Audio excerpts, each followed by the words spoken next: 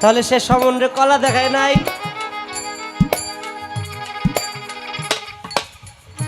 এমন একজন ভক্ত ছিল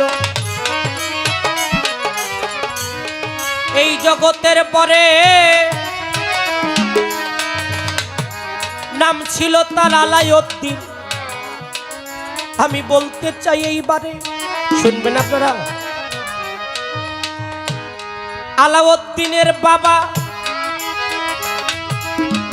আলাউদ্দিনের বয়স যখন 8-10 বছর হয়, আলাউদ্দিনকে ছেড়ে বাবা গেল আপন দেশে জীবনীতে কয়। আলাউদ্দিনের মা, বাবা, কোনো মা যদি অল্প বয়সে তার স্বামীকে হারায়, যে হারায় সেই মানুষটাই জানে।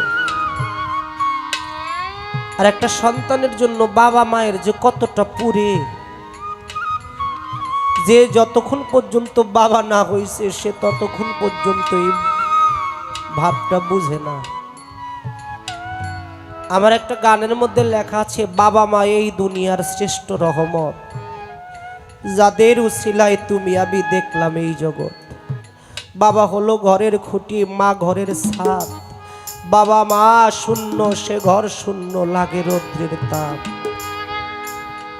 বাবাকে হারিয়ে আলাউদ্দিন বাবা হারা হয়ে গেছে। খুব কষ্ট করে আলাউদ্দিনের মা, ভালো বিশেষ দিন আসলে ভালো কিছু খাবারও দিতে পারে না, কাপড় চোপড় দিতে পারে না। পাড়াপড়তি ডেকে বলতেছে, তোমার সন্তানটাকে নিয়ে তুমি এত কষ্ট করো? শুনেছি তোমার একজন ভাই আছে, নাম তার শেখ ফরিদ, তার বাড়িতে অনেক বড় অট্টালিকা, তার বাড়িতে মাদ্রাসা, এতিমখানা, কত অনাথ বাচ্চারা সেই বাড়িতে মানুষ হইতেছে, বড় হইতেছে, আর তুমি তোমার সন্তানটাকে নিয়ে কষ্ট করো। আলাউদ্দিনের মা, তুমি পারো না তোমার সন্তানটাকে তোমার ভাইয়ের কাছে দিয়ে আসতে? মনে মনে চিন্তা করে, আমি আলাউদ্দিনকে বলে দেখি। আলাউদ্দিনকে বলে, আলাউদ্দিন, তুই কি তোর মামার বাড়িতে রাইখা আসলে তুই সেই বাড়িতে যাবি? কয়, মা তুমি আমাকে যা বলো আমি তাই শুনবো। আমার তো বাবা নাই, আমি মনে করি আমার বাবাও তুমি, আমার মাও তুমি। তোমার আদেশের বাইরে আমি যাব না মা, তুমি যা বলো আমি তাই করব। আলাউদ্দিনের হাত ধরে নিয়ে গেছে শেখ ফরিদের কাছে, গিয়ে বলতেছে, ফরিদ ভাই, আমার আলাউদ্দিনের বাবা নাই, তুই কি তোর বাড়িতে আমার আলাউদ্দিনকে রাখবি? তোর বাড়িতে যদি রাখতে চাস আমি আমার আলাউদ্দিনকে তোর বাড়িতে রেখে যাব। আর বলতেছে, কি বলে ও বোন, তোমার সন্তান আমারও তো সন্তান, ও যদি থাকতে চায় আমি ওরে আদর যত্ন করেই রাখবো, তুমি ওরে রাইখা যাও। কিছু মানুষ আসছে শেখ ফরিদের কাছে মুরিদ হওয়ার জন্য, আর আলাউদ্দিনকে বলতেছে, বাবা তুমিও বসো। বসার পরে সেখানে অল্প বয়সে মুরিদ হয়ে গেল। মুরিদ হওয়ার পরে সবক দিল, অনেক ওয়াজিফা ভক্তদেরকে মুর্শিদরা দেয়, এটা যার যার গুরুর কাছ থেকে যে যেমনি প্রাপ্ত হয় তার ওইভাবেই করতে হয়। ভক্তদেরকে বলতেছে, শোনো, তোমরা শুনে রাখো, আল্লাহর আদেশ প্রত্যেকটা বান্দার জন্য ফরজ, নবীর আদেশ প্রত্যেকটা উম্মতের জন্য সুন্নত। আমি তোমাদের মুর্শিদ, আমার আদেশ আজ হইতে তোমাদের কাছে ফরজে আইন। আমার আদেশগুলো তোমরা লক্ষ্য করবা। সবাই বিদায় হয়ে গেছে। আলাউদ্দিনকে ডেকে বলতেছে, বাবা এদিকে আয়, এতদিন তো তুই আমার বাগিনা ছিলি, আজ হইতে তুই আমার রুহানি সন্তান হয়ে গেছিস। আমি তোকে একটা দায়িত্ব দিতে চাই। আমার ভান্ডারখানা, মানে আমার যেখানে পাকশালা, এই পাকশালার দায়িত্বটাই আমি তোকে দিতে চাই। এই এতিমখানার মধ্যে, মাদ্রাসার মধ্যে যত শিশু বাচ্চা কাচ্চা আছে, আমি তোকে এই দায়িত্ব দিতে চাই। আজ হইতে প্রত্যেকটা বাচ্চা কাচ্চাকে তুই দেখা শুই না খাওয়াবি, তাদের জন্য কোনো রকম কষ্ট না হয়। বাবা, আলাউদ্দিন প্রত্যেককে খাওয়ায় সকাল থেকে সন্ধ্যা পর্যন্ত। বাবারা কষ্ট হইতেছে, সকাল থেকে সন্ধ্যা পর্যন্ত খাওয়ায়, আবার সন্ধ্যা শেষ সকাল পর্যন্ত। একদিন, 2 দিন, 1 মাস, 2 মাস, 6 মাস যাইতেছে, কিন্তু আলাউদ্দিন সবাইরে খাওয়ায়, নিজে খায় না।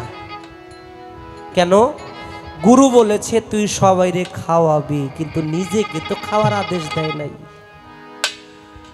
এমনি করে যাইতে যাইতে 1 বছর 2 বছর 12টা বছর চলে গেছে। আমরাও ভক্ত আর সেও ভক্ত। আমাদের দয়ালরা বলে বছরে বাড়িতে একটা উরস হয়, বাড়িতে আসিস। আমরা দয়ালদেরকে বলি বাজান বাড়িতে সংসার আছে, আমরা কেমনে যাবো? আরে কেমন ভক্ত, 12 বছরের একদিন বাকি। এই দিক থেকে চিন্তা করতেছে আলাউদ্দিনের মা। মাই জানে সন্তানের জ্বালা রে, জারুদরের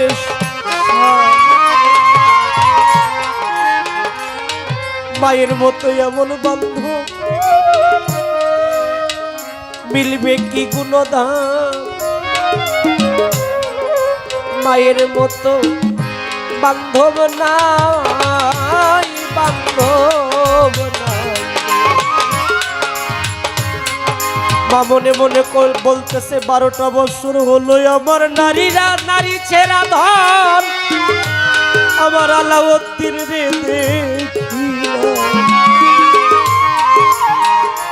আমার মা। মায়ের মনটা শূন্য আজি, দেখবো আমার চাঁদের মুখখানা। মনে মনে চিন্তা করে গিয়ে বলতেছে ফরিদ, 12 বছর আগে আমার সন্তানটাকে তোর বাড়িতে রেখে গিয়েছিলাম, আমার সন্তানটা কোথায়, কেমন আছে? কয় বোন আমি তো ওর বড় একটা দায়িত্ব দিয়ে দিছি, আমার সাথে ওর 12 বছর যাবতী দেখা হয় না, আর যাই দেখা হয় কথা হয় না। ওই এতিমখানার মধ্যে তোমার সন্তান আছে। একজন ছাত্রকে বলতেছে তোমরা কি আমার আলাউদ্দিনকে দেখেছো? কয় হ্যাঁ আপনার আলাউদ্দিন ওই ঘরের মধ্যে। যা ডাকতেছে আলাউদ্দিন। আলাউদ্দিন রোগা শোকা কণ্ঠে বলতেছে এই তো মা, এখানে আমি। ভিতরে ঢুকে দেখে আলাউদ্দিনের মোটা তাজা দেহটা শুকাইয়া কাঠের মতো হয়ে গেছে। ও বাবা, এই কাণ্ড দেখলে কি কোনো মায়ের মনে মানে? মা 2টা চোখের পানি ছেড়ে দিয়ে সন্তানকে জড়ায় ধরে বলতেছে বাবা আমি তো তোরে এইভাবে রাইখা যাই নাই, তোর এই অবস্থাকে তুই কি কিছু খাস না বাবা? কই মা 1 দিন না 2 দিন না, আজকে 12টা বছর হয়ে গেল মা, আমি আমার মুখের মধ্যে কিছুই দেই নাই মা। 12 বছর তুই না খেয়ে আছিস? কই মা আমি একটু পানি আমার মুখের মধ্যে দেই নাই মা।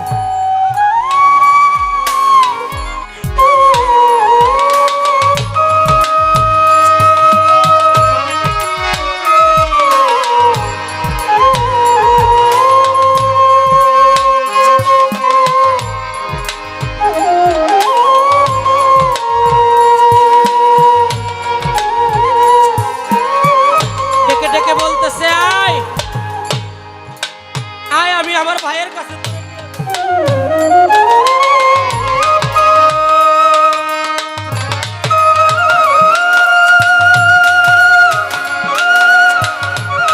আমি ওরা জিজ্ঞাসা করি কেন তোর সাথে ও এমন আচরণ করলো। ফরিদ শেখ ফরিদের কাছে গিয়ে বলতেছে ভাই তোর দরবারে তোর বাড়িতে একটা কুকুর বিড়ালও না খায়া থাকে না, আর আমার আলাউদ্দিন আজকে 12টা বছর হলো 1 ফোঁটা পানিও খায় না। আর আলাউদ্দিনের দোষ কি, অপরাধ কি?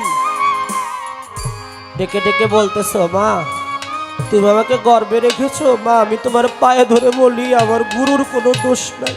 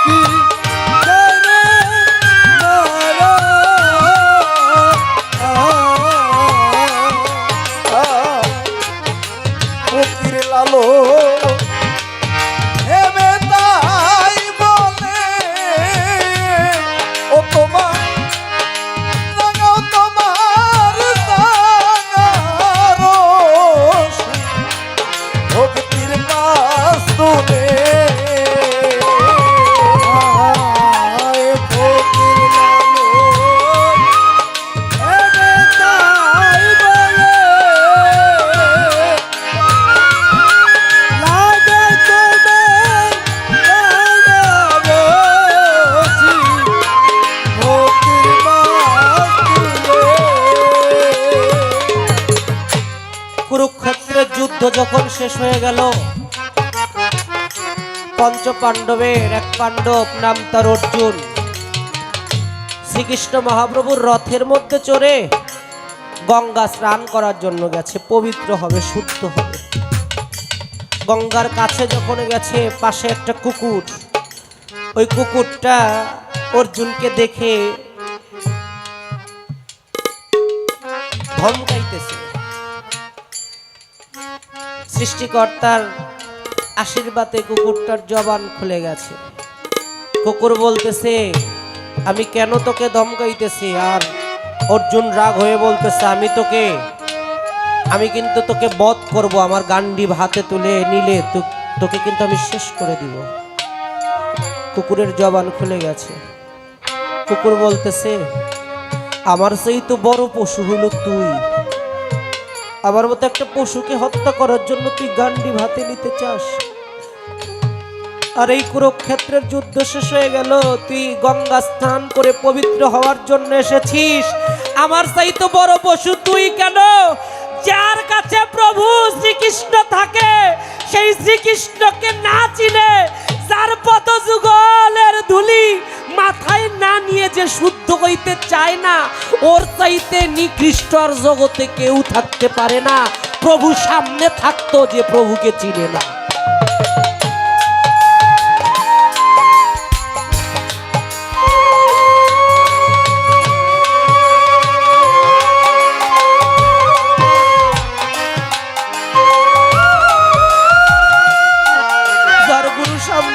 গুরু সামনে থাকতো যে গুরুকে চিনল না, গুরুর প্রেমে ফানা হইল না, গুরুকে সবকিছু নিজের চাইতে বেশি মহব্বত করে গুরুর কদমে নিজেকে বিসর্জন দিল না, ওর চাইতে নরাধম জগতে আর কিছু হইতে পারে না। তাই অনুরোধ করে যাই, কলিজীবের মুক্তি একটাই রাস্তা, গুরুর মাধ্যমে, মুর্শিদের মাধ্যমে, সাধু সঙ্গের মাধ্যমে। দয়া করে যার যার গুরুর প্রতি বেশি বেশি খেয়াল, বিশ্বাস, ভক্তি রাখবেন, যাতে করে আপনার এহকাল পরকাল দুই কালেরই লাভ হবে। কিসের তোর স্বর্গ নরক, গুরুতর নরক নিবারক, হংসের মতো করে পরক, নির্ধুয়ে ক্ষীর খাবি, ওরে নির্ধুয়ে ক্ষীর খাবি, ওরে নির্ধুয়ে ক্ষীর খাবি। কিসের তোর স্বর্গ নরক, গুরুতর নরক নিবারক, হংসের মতো করে পরক, নির্ধুয়ে ক্ষীর খাবি, ওরে তুই নির্ধুয়ে ক্ষীর খাবি, ওরে নির্ধুয়ে ক্ষীর খাবি। মাঝ ভান্ডারী রমেশ কয়া কুলের ঘাটে যখন বল তুই যাবি,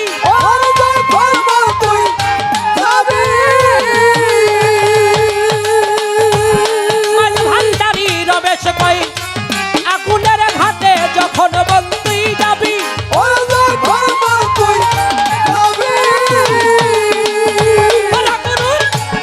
যাতে মিশতে পারলে আমার টিপুসার, আমার গণিসার, যাতে মিশতে পারলে মানিক মইনুল বাবার, যাতে মিশতে পারলে সমনের কলা দেখাবি, ভজন পথে যাবি যদি সাধন পথে যা।